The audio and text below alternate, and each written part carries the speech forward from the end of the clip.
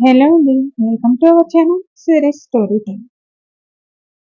ఈరోజు మనం చెప్పుకోబోయే కథ దరికి రావచ్చేది. కథలో వెళ్ళబోయే ముందు తప్పకుండా లైక్ చేసి కామెంట్స్ ఇచ్చి సబ్స్క్రైబ్ చేసుకోండి ఫ్రెండ్స్. ఇక లేట్ చేయకుండా అదేంటో చూసేద్దామా. దరికి రావచ్చేది 33 ఎపిసోడ్. శరత్ నీళ్ళు ఉన్న బార్ దగ్గరకు వచ్చాడు. నీల్ ఎక్కడా అని వెతుకుతూ ఉంటే ఒక టేబుల్ దగ్గర తాగి పడిపోయి ఉన్నాడు. శరత్ దగ్గరకు వెళ్ళి నీల్, అరే నీల్ అని లేపితే నీల్ లేచి కళ్ళు తెరిచి శరత్, నేను ఇంటికి ఎలా వచ్చాను అని అడిగాడు. అరే నీకు తాగింది బాగా ఎక్కినట్లుందిరా, నువ్వు రూమ్కి ఎక్కడొచ్చావు? నేనే నువ్వు ఉన్న బార్ దగ్గరికి వచ్చాను, రా వెళ్దామని లేపాడు. నీల్ షరత్ను పట్టుకొని లేచి, సారీ బాధతో ఎక్కువ తాగాను అని షరత్తో రూముకి వచ్చాడు. నీళ్లు తీసుకొని వెళ్ళి రూమ్లో పడుకోబెట్టి, నీకేం బాధ ఉందో నాకైతే అర్థం కావటం లేదురా, ప్రేమించిన అమ్మాయి వేరొకరిని పెళ్లి చేసుకుని నా కళ్ళ ముందే ఉంటే బాధ కాక ఏంట్రా అన్నాడు నీల్. శరత్ ఆశ్చర్యంగా, నువ్వు ప్రేమించావా? నేను నమ్మలేకపోతున్నానురా, ఎంతో సైలెంట్ గా ఉండి నువ్వు ఎప్పుడు ప్రేమించావరా? అసలు ఎవరు ఆ అమ్మాయి అని అడిగాడు శరత్. ఎవరో అయితే నేను ఎందుకింత బాధపడతాను, మన బాస్ వైఫే నేను ప్రేమించింది అని తాగిన మైకంలో చెప్పేశాడు. శరత్ ఆ మాట వినగానే షాకే, ఏంటి నీళ్ళు నువ్వు అనేది? నిన్న కంపెనీ ఓపెన్ చేసిందే తన నన్ను ప్రేమించింది అని ఆశ్చర్యంగా అడిగాడు. నేనే కాదు, తను నన్ను ప్రేమించింది.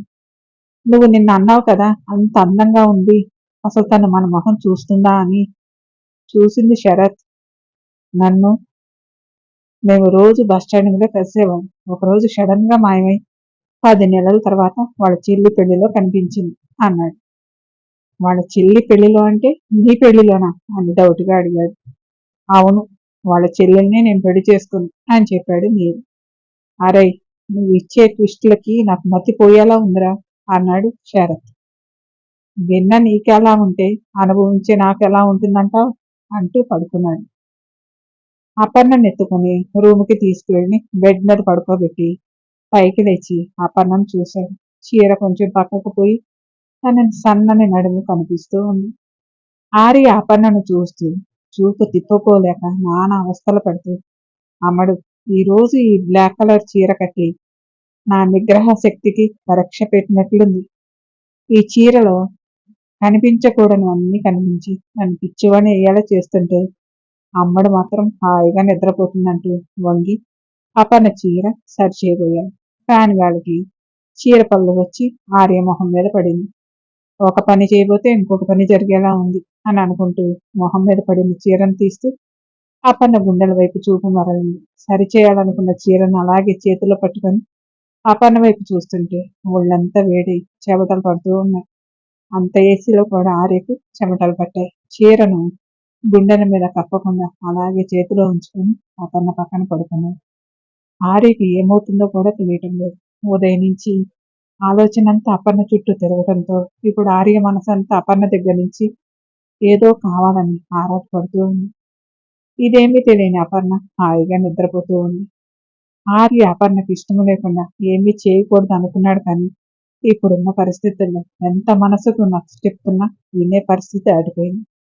అపర్ణకు నిద్రలో తన గుండెల మీద ఏదో జరుగుతున్నట్లు అనిపించి వాడు తెరిచి చూసింది. తన మీదకు ఒరిగి ఉన్న ఆర్యను చూడగానే అపర్ణ ఆర్య గారు అంటూ ప్రభుత్వం లేచి కూర్చుంది. ఆర్య అపర్ణ లేవటం చూసి, అమ్మడు లేచావా, ఇందాక అలా అరిచినందుకు నన్ను క్షమించు అంటూ అపర్ణను కౌగిలించుకున్నాడు. ఆర్య కౌగిల్లో అపర్ణకు ఏదో తేడా అనిపించింది. ఇంతకు ముందు కౌగిలించుకుంటే హత్తుకొని అలా ఉండేవాడు, కానీ ఈరోజు దేనికోసమో వెతుకుతున్నట్టు ఉంది. కౌగిలించుకొని ముద్దులు పెడుతూ అక్కడక్కడ చిన్న చిన్నగా బయట చేస్తూ అమ్మడు అంటూ ముత్తగా పిలుస్తూ అపర్ణను బెడ్ మీద వెనక్కి పడుకోబెట్టాడు. ఆర్య తనతో సంబంధం లేకుండా ఎక్కడెక్కడో ముద్దులు పెడుతూ అమ్మడు అమ్మడు అని పిలుస్తూ ఉంటే అపర్ణకు కోపం వచ్చింది. ఆర్య అపర్ణ వైపులో అపర్ణ ఎలా ఉందో కూడా చూడలేదు. అపర్ణ గుండెల మీద ఉన్న చీరను తీస్తుంటే అపర్ణ చీర పట్టుకొని, ఆర్య గారు ఏం చేస్తున్నారు అని అడిగింది. అమ్మడు ఈరోజు ఉదయం నుంచి నిన్ను చూస్తుంటే నాకు పిచ్చెక్కిపోతుందనుకో, ఇప్పుడు నన్ను ఆపకం అంటూ చీర తీయబోయాడు. ఆర్య గారు మా డాడీ మన పెళ్లికి అంగీకరించేదాకా ఇలాంటివేమి వద్దు అనుకున్నాం కదా అన్నది. అదేముందులే అమ్మడు, నేను మీ డాడీని ఒప్పిస్తాను కదా అంటూ అపర్ణ మీద కోరిగి, నాకు ఈ రోజు ఏమీ అడ్డు చెప్పకమ్మడు, నేను ఆగలేనని అపర్ణ పెదాలను అందుకున్నాడు. అపర్ణ భార్య తన ఇష్టంతో పనలేకుండా అలా చేస్తుంటే అపర్ణ మనసంతా కోపంతో నిండిపోయి మాట్లాడలేక ఆర్యను 2 చేతులతో తోస్తుంటే అస్సలు వదలటం లేదు కదా, ఇంకా గట్టిగా పట్టుకున్నాడు. అపర్ణకు ఆర్య అలా చేస్తాడని అస్సలు ఊహించలేదు. ఆర్య గారిని ఆపకపోతే తనే మళ్ళీ బాధపడతాడు. నాకు ఆర్య గారి మీద ఉన్న గౌరవం పోతుందని ఆర్యకు కోపం వచ్చినా పర్వాలేదు అనుకుని తన బలవంతా ఉపయోగించి ఆర్యని తోసింది. అపర్ణ అలా తొయ్యగానే ఆర్య బెడ్ మీద వెనక్కి వెళ్లి పడ్డాడు. అపర్ణ ఊపిరి తీసుకుని పైకి లేచి వెళ్తుంటే ఆర్యకు మగాడిననే అహంకారం బయటికి వచ్చి అమ్మడు అని చీర పట్టుకొని లాగాడు. చీర ఊడిపోయి ఆర్య చేతిలోకి పోయింది. అపర్ణ ఆర్యను కోపంగా చూస్తూ, ఆర్య గారు మీరేం చేస్తున్నారో అర్థమవుతుందా నువ్వు కోపంగా అన్నది. అపర్ణని పట్టుకుని మీదకు లాక్కొని, నేనేం చేశాను అమ్మడు? ఎన్ని రోజులని దూరంగా ఉండాలి చెప్పు? మనం ఒకటైన తర్వాత మీ డాడీని మార్చొచ్చు కదా, నా మాట వినమ్మడు. ఇదాన్ని ఇంత అందమైన పెళ్ళాన్ని ఎదురుగా పెట్టుకుని దూరంగా ఉండాలంటే ఎంత కష్టమో నీకు తెలీదా అన్నాడు. ఆర్య గారు మీ బాధ నాకు అర్థమవుతుంది, ఇంకొద్ది రోజులు ఓపిక పట్టండి. రోజు సైలెంట్ గా పడుకునేవారు, ఈ రోజు ఏమైంది ఇలా చేస్తున్నారు? వదలండి ఆర్య గారు. ఒక్క నిమిషం ప్రశాంతంగా ఆలోచించండి ఆర్య చేతుల నుంచి విడిపించుకుని దూరం జరిగింది. అపర్ణ తన మాట కాదు అని అలా తన నుంచి దూరంగా వెళ్ళేసరికి అపర్ణ తన బాధను అర్థం చేసుకోవటం లేదని ఆర్యకు కోపం వచ్చి చేతిలో చీర బెడ్ మీద వేసి పైకి లేచాడు. ఆర్య కళ్ళల్లో కోపాన్ని చూసిన అపర్ణ, ఆర్య గారు ప్లీజ్ నేను చెప్పేది వినండి. వెనక్కి వెళ్ళి గోడ కొట్టుకుని ఇక అక్కడి నుంచి ఎటు కదలేక అలాగే ఉంది. నేను నీకు తాళి కట్టిన భర్తనే కదా, నా కోరిక తీర్చడం నీ ధర్మం కదా అంటూ అపర్ణ భుజాల మీదుగా 2 చేతులు వేశాను. ఆ చేతులు విసురు కొట్టి నా ధర్మం ఏంటో నాకు తెలిసింది అని చీర తీసుకుని రూములో నుంచి బయటికి వెళ్తుంటే ఆర్య అపర్ణను పట్టుకొని లాగాడు. అంతే, అపర్ణ వేసుకున్న జాకెట్ చింగిపోయింది. అపర్ణకు ఆర్య మీద ఎక్కడలేని కోపం వచ్చి ఆర్యను చాచిపెట్టి ఒకటి పీకి, ఈ రోజు ఎందుకు ఇంత పశువులా ప్రవర్తిస్తున్నారని పెద్దగా అరిచింది అపర్ణ. చెంప మీద దెబ్బ పడేసరికి ఆర్య కళ్ళకు కప్పిన మైకం పొర వదిలి తను ఏం చేయబోయింది తలుచుకొని అపర్ణ మొహం చూడలేక రూమ్లో నుంచి బయటకు వెళ్ళాడు. అపర్ణ కూడా ఆర్య ప్రవర్తన మీద కోపం వచ్చి కబోర్డ్లో నైట్ డ్రెస్ తీసుకొని వాష్రూమ్లోకి వెళ్ళి స్నానం చేసి వచ్చి మొదట్లో ఎక్కడ పడుకుందో అక్కడే చాపర్చుకొని పడుకుంది. ఆర్య కారు తీసుకొని స్పీడ్గా డ్రైవ్ చేస్తూ వెళ్తూ ఉన్నాడు. అపర్ణ ఆర్య ఎక్కడికి వెళ్ళాడనేది కూడా ఆలోచించకుండా పడుకొని అసలు ఆర్య గారికి ఏమైంది, ఎంత చెప్తున్నా వినకుండా అలా ప్రవర్తించబోయాడు. ఈ రోజు నేనేమి ప్రత్యేకంగా రెడీ అవ్వలేదు, మరి ఎందుకు అలా అయిపోయి తనేంటో మర్చిపోయి ప్రవర్తించాడు. నేను కనుక కొట్టకపోతే పశువులా మారేవారు. కొట్టి మంచి పని చేశాను. కోపంలో బయటకు వెళ్ళారు, కోపం తగ్గానే వస్తారులేనని పడుకుంది. ఉదయాన్నే ఎవరో డోర్ కొడుతుంటే అపర్ణకు మెలకు వచ్చి బెడ్ మీద చూసింది. ఆర్య కనిపించలేదు. అపర్ణ లేచి డోర్ తీసింది. ఎదురుగా చంద్రిక ఉంది. అమ్మాయి గారు ఈరోజు ఏంటి 10 అయినా లేవలేదు? అమ్మగారు లేపమంటే వచ్చాను అన్నది. ఏంటి అప్పుడే 10 అయిందా అని ఆశ్చర్యంగా అడిగింది. అవునమ్మాయి గారు, కావాలంటే చూడండి అన్నది. ఆర్య గారు ఆఫీస్కి వెళ్ళారా చంద్రిక అని అడిగింది. నేను ఆర్య గారిని చూడలేదమ్మాయి గారు అని చెప్పింది చంద్రిక. చూడలేదా? సరే నువ్వు వెళ్ళు, నేను ఫ్రెష్ అయ్యి వస్తాను అన్నది. సరే అంటూ చంద్రిక వెళ్ళగానే డోర్ వేసి వచ్చి, రాత్రంతా ఆర్య గారు ఇంటికి రాలేదా? ఎక్కడికి వెళ్ళారు? నా మీద కోపంతో ఎక్కడైనా ఉన్నారా అని ఫోన్ చేద్దామంటే ఫోన్ లేదుగా అని ఆలోచిస్తూ వాష్రూమ్కి వెళ్ళింది. అక్క, ఆర్య గారు కనిపించడం లేదు, ఆర్య ఎప్పుడే ఆఫీస్కి వెళ్ళి ఉంటాడా అని అడిగింది కావేరి. కొత్త ఆఫీస్ కదా కావేరి, వర్క్ ఉందేమో అందుకే తొందరగా వెళ్ళి ఉంటాడు అని అన్నది తులసి. ఆకలి అవటం లేదేమో అని అపర్ణ కిందకి రాలేదు అన్నది. ఈరోజు అపర్ణను చంద్రిక వెళ్ళి లేపితే లేచింది, అందుకే ఇంకా రాలేదనుకుంటా అన్నది. కొద్దిసేపటికి అపర్ణ ఆర్య గురించి ఆలోచిస్తూ కిందకు వస్తూ కనిపించింది. అదిగో అపర్ణ వస్తుంది కావేరి అన్నది తులసి. కావేరి అపర్ణను చూసి, అక్క మన అపర్ణ డల్గా ఉన్నట్లు కనిపిస్తుంది కదా. తులసి చూసి, రాత్రి సరిగా నిద్రపోయి ఉండదులే కావేరి, అందుకే అలా ఉందేమో. అపర్ణ ఆలోచిస్తూ వచ్చి తులసిని చూసి నవ్వింది. నీకోసమే వెయిట్ చేస్తున్నాం రా, టిఫిన్ చేద్దాం అపర్ణ అన్నది తులసి. పెద్దత్తయ్య గారు, నాకు ఇప్పుడు ఆకలి లేదు, మీరు తినండి, నేను కొంచెంసేపు ఆగి తింటాను అని అన్నాను. సరే అపర్ణ, ఇప్పుడే లేచావు కదా అని కావేరి పద అన్నది తులసి. ఇద్దరే వెళ్తుంటే, పెద్దత్తయ్య గారు మీ ఫోన్ ఒకసారి ఇస్తారా, రాత్రి నా ఫోన్ కింద పడి పగిలిపోయింది అని చెప్పింది. నా దగ్గరుంది తీసుకో అపర్ణ అని కావేరి ఇచ్చింది. థ్యాంక్ యూ చిన్నత్తయ్య గారని ఫోన్ తీసుకొని బయటికి వెళ్ళి ఆర్యకి కాల్ చేసింది. స్విచ్ ఆఫ్ అని వచ్చింది. అపర్ణకి మనసులో ఆర్య ఎక్కడికి వెళ్ళాడని భయంగా అనిపించి మళ్ళీ చేసింది. స్విచ్ ఆఫ్ అని వచ్చింది. ఆర్య గారు ఎందుకు నన్ను ఇలా బాధ పెడుతున్నారు, ఎక్కడ ఉన్నా తొందరగా ఇంటికి రండని మనసులో అనుకుంటూ ఉంది. అక్కడే గార్డెన్లో ఫోన్ పట్టుకొని కూర్చొని ఫోన్ ట్రై చేస్తూనే ఉంది. రాత్రి ఆర్య గారు బయటకు వెళ్తుంటే ఆపి ఉండాల్సింది. ఎక్కడికి వెళ్తారులే అని కోపం తగ్గగానే వస్తారులే అని అనుకుంది. కానీ ఆర్య గారు ఇలా రాకుండా ఫోన్ స్విచ్ ఆఫ్ చేస్తారని నేను అస్సలు అనుకోలేదు. ఇప్పుడు అత్తయ్య గారు వాళ్ళు ఆర్య గారి గురించి అడిగితే ఏం చెప్పాలి అని ఆలోచిస్తూ ఉండిపోయింది. అపర్ణ బయటికి వెళ్ళి చాలాసేపు ఇంకా రాలేదు. టిఫిన్ చేయటం కూడా మర్చిపోయి బయట ఏం చేస్తుందో నేను చూసొస్తాను కావేరి అని అపర్ణ ఎక్కడా వెతుకుతూ వచ్చింది తులసి.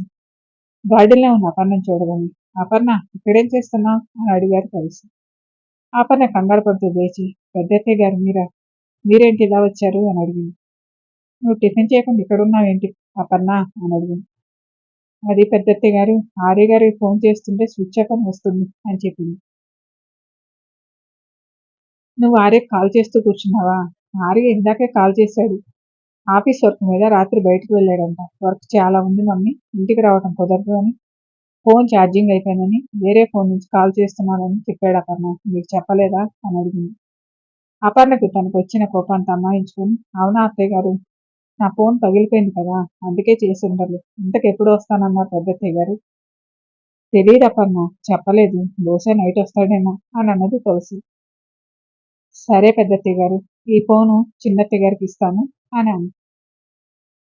నీకు కావాలంటే ఉంచుకోకన్నా కావేరికి ఫోన్తో ఇప్పుడు అవసరం ఉండదులే.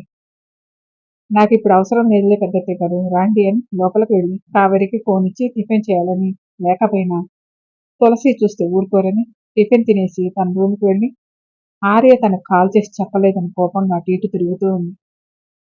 నీళ్ళకి మెలకు వచ్చి తెలిసేసరికి తలలో సూదులు గుచ్చినట్లుగా ఉండి తల పట్టుకొని కూర్చున్నాడు. శరత్ నీళ్ళు లేచాడా లేదా అని చూద్దామని వచ్చాడు. నీళ్ళు తల పట్టుకొని కూర్చొని ఉండటం చూసి ఏంటి నీళ్ళు తలనొప్పిగా ఉందా అని అడిగాడు. అవును శరత్, తలంతా పగిలిపోతుంది అన్నాడు. రాత్రి అంతగా తాగితే తలనొప్పే వస్తుంది మరి అన్నాడు. ఏదో బాధలు అలా తాగాను కానీ రాత్రి బార్ దగ్గర నుంచి ఎలా వచ్చాను శరత్. నువ్వెక్కడొచ్చావు, నేనే వచ్చి తీసుకొచ్చాను అని చెప్పాడు శరత్. అవునా, థ్యాంక్స్ రా అన్నాడు.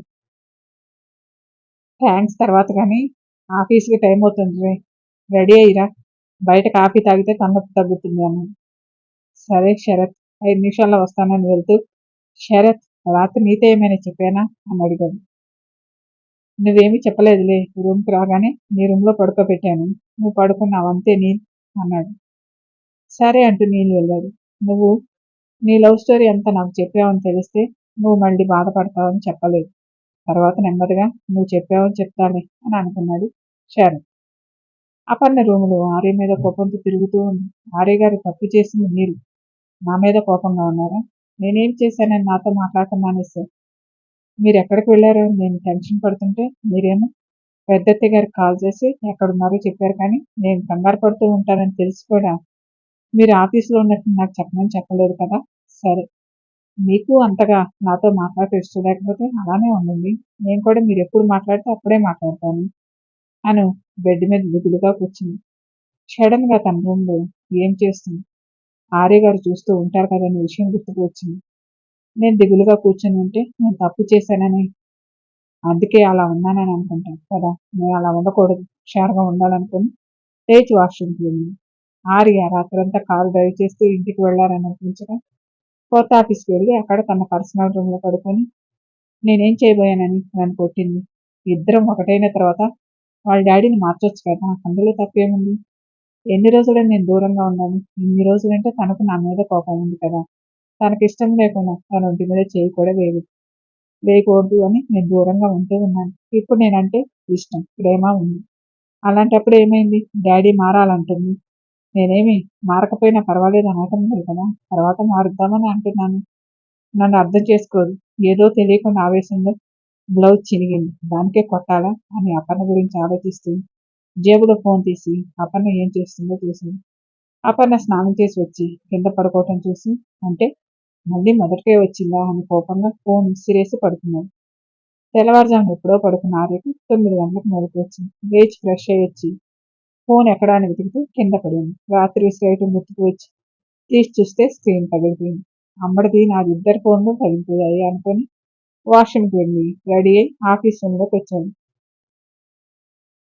ఆఫీస్ బాయ్ని పిలిచి కాఫీ చెప్పి తన ఫోన్ అడిగింది. ఆ ఫోన్ నుంచి థర్స్డేకి కాల్ చేసి ఆఫీస్లో ఉన్నానని చెప్పి ఆఫీస్ వర్క్ చూసుకుంటూ ఈ వర్క్ కంప్లీట్ చేసి ఫోన్ కొనడానికి వెళ్ళాలని అనుకున్నాను. అమ్మడు ఏం చేస్తుందో, నేను ఇంట్లో లేను కదా, హ్యాపీగానే ఉంటుందిలే అనుకున్నాడు. కానీ మనసులో మాత్రం రాత్రి అలా చేసి ఉండాల్సి కాదు, నేను చేసిన పనికి బాధపడుతుంది, నా మీద కోపంగా ఉండి ఉంటుంది. అమ్మడి కోపం తగ్గేదాకా నేను ఆఫీస్లో ఉండటం మంచిదని ఆలోచిస్తూ వర్క్ కంప్లీట్ చేసి ఫోన్ కొనడానికి వెళ్ళాలి, ఎవరినైనా తీసుకువెళ్తే అని ఆలోచించి ఆఫీస్ వైపు నేను రూమ్కి రమ్మని చెప్పు అన్నాడు. ఆఫీస్ బాయ్ చెప్పగానే ఈయన పిలవటం బాగానే పిలుస్తారు, చివరిలో ఏదో ఒకటి అని పంపిస్తారు అని అనుకుంటూ రూమ్ నాక్ చేసి నీళ్ళు లోపలికి వచ్చి రమ్మన్నారంట సార్ అని అన్నాడు. అవును నీళ్ళు కూర్చో అని, నీకు ఇప్పుడు ఏమైనా వర్క్ ఉందా అని అడిగాడు. ఎందుకు సార్ అని నీళ్ళు అడిగాను. ఫోన్ పగిలిపోయింది, షాప్కి వెళ్ళాలి, నీకు వర్క్ లేకపోతే తీసుకువెళ్దామని అని అన్నాడు. నీల్ మనసులో ఈయన గారిని అర్థం చేసుకోవటం నా వల్ల కాదు, ఇప్పుడు రాను అంటే ఏమంటాడు అని, వస్తానంటే అక్కడ వెళ్ళిన తర్వాత ఏం జరుగుతుందో తెలియదు అనుకుంటూ ఏం చెప్పకుండా ఉండేసరికి ఏంటి షాప్కి రావడానికి అంత ఆలోచన అని సీరియస్గా అడిగాడు ఆర్య.